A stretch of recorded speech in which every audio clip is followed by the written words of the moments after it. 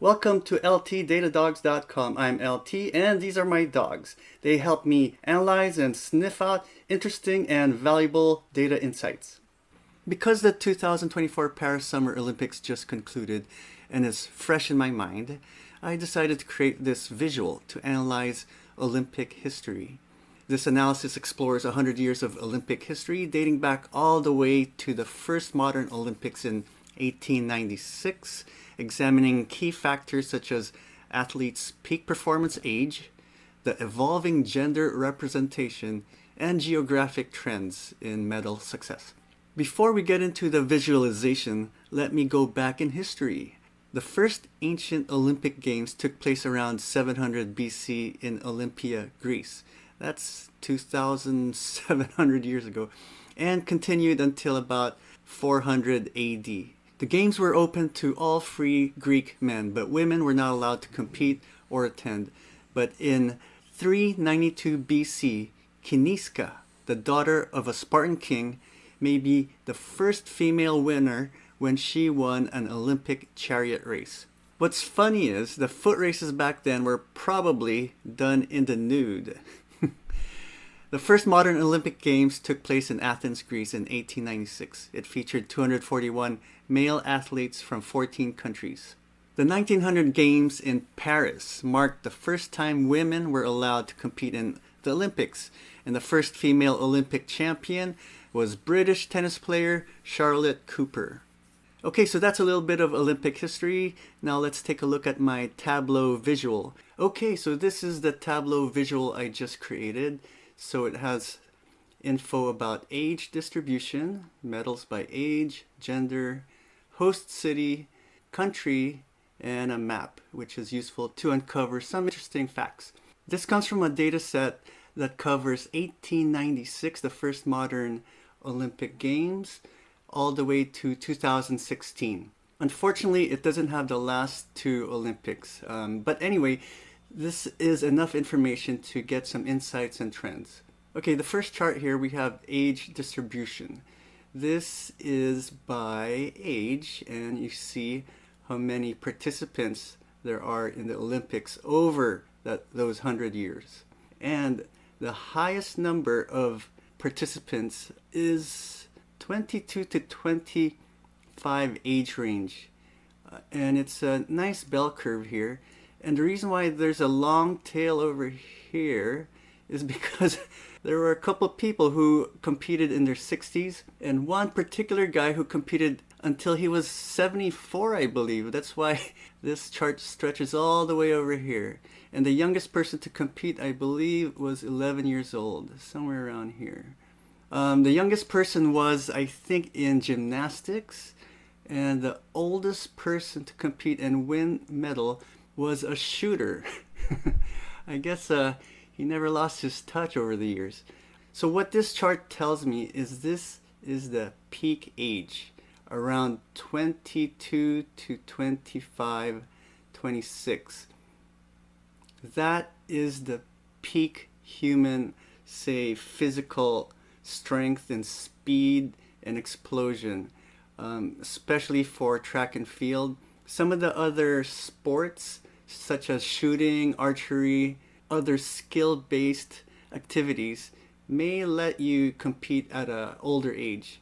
But the explosion speed really, awards those people in that prime age range of 22, 23, 24, 25, 26. I also looked into how age, the prime age in other sports are. So in the Olympics, it's in the 24, 25 age range, which is prime. So let's take a look at the other major sports. This is the Olympic distribution of age surrounding 25. And this is NFL, National Football League. This is the histogram of the age range. And what's interesting is there's a sharp increase at age 26. So the prime age is around 25, 26 for NFL players.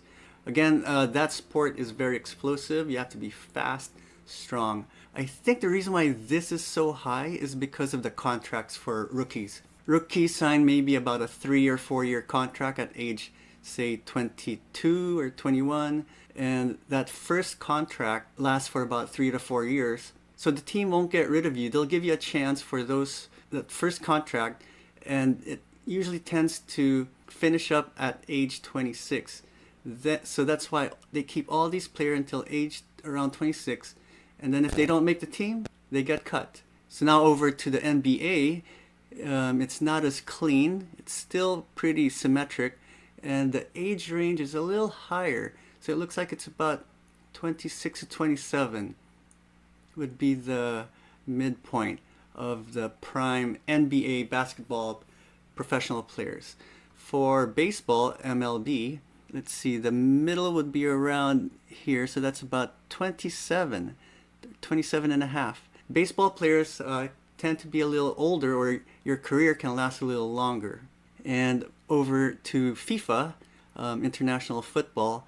Okay, the middle would be about here, kind of like baseball. It's about 27 to 28 would be the peak performance age. And let's see how long people last in the Olympics. Pretty much by 40, there's no more. In the NFL, by 35, you're pretty much done unless you're Tom Brady. That's why getting those big contracts towards the end of your career, say when you're about 28, you might want to, really negotiate for the next 4 years so that you can be compensated at the tail end of your career. For basketball, the final ages decline is really 35 to 36. LeBron's way over here. He's an anomaly. He's an outlier. And for baseball, cutoff really decline is about 35, 36, 37. And for football, about 36, 37.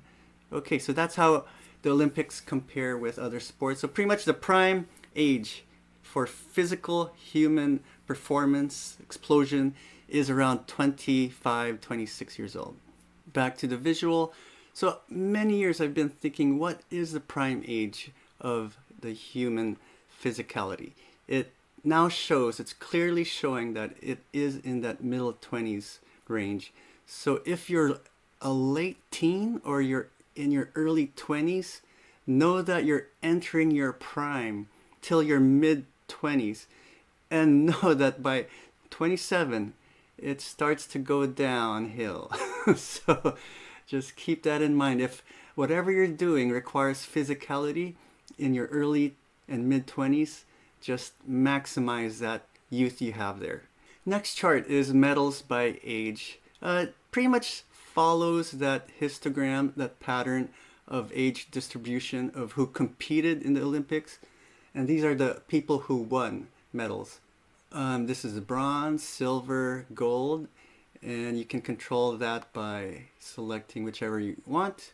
If you only want gold medalists, click that, and these are all your golds, and so forth. Next is gender. This is interesting because the very first Olympics in 1896 had no women. The second Olympics did have some women, and we had our first winner of Olympic gold by female, and it's by, I believe her name's Charlotte Cooper.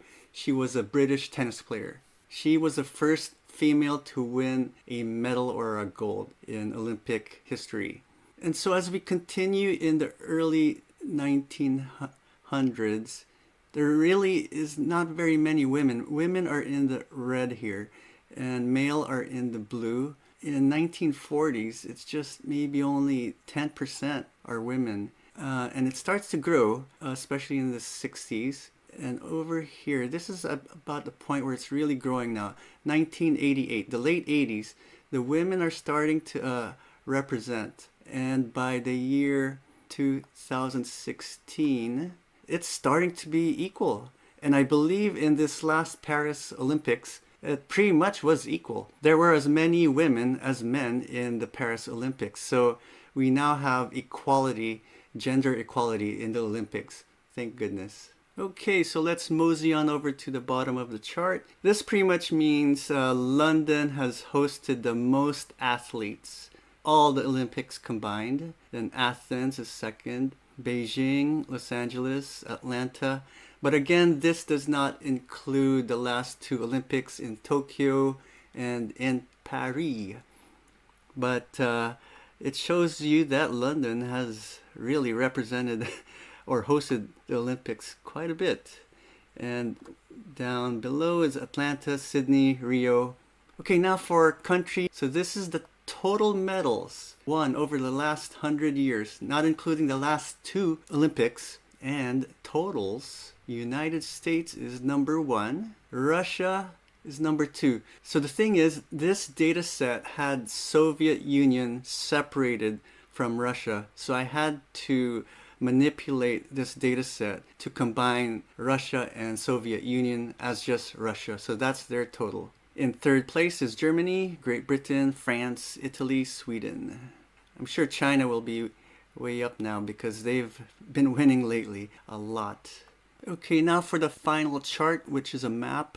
It's for medal count by country, and you can zoom in doing this. So what's interesting though about the mapping, I didn't really expect, but when I zoom out and I select the United States, all the data here is just the US athletes. What was interesting are these spikes and this dip. Why would there be such a big spike up here? So it turns out that the 1904 Olympics was held for the first time in the US in St. Louis, Missouri.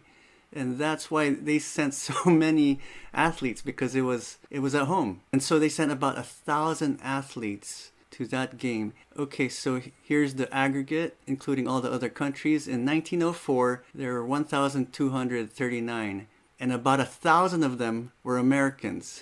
This other peak here for Americans participation being so high and peaking is probably because it was hosted in the US. And true enough, that is the 1932 Los Angeles Olympics. And now what explains this dip? This is the 1980 Olympics. What happened then? Well, the US and many other countries boycotted those Olympics because it was held in Moscow. And the year before, the Soviet Union invaded Afghanistan. So the world was boycotting these Olympics in Moscow. About half the countries in the world did compete, and half the world boycotted. So this is really interesting insights on getting some cool information based on a map using data analytics. So that concludes my visualization on the Olympics for about 100 years worth of data. I hope that was of interest to you. It was for me. I really found out some interesting things. And thanks for visiting. Have a good day and hope to see you soon. I hope today's analytics walk was a howling success. Sniff out more goodies in the description. And remember, keep your AI instinct sharp and always stay positive. Ciao!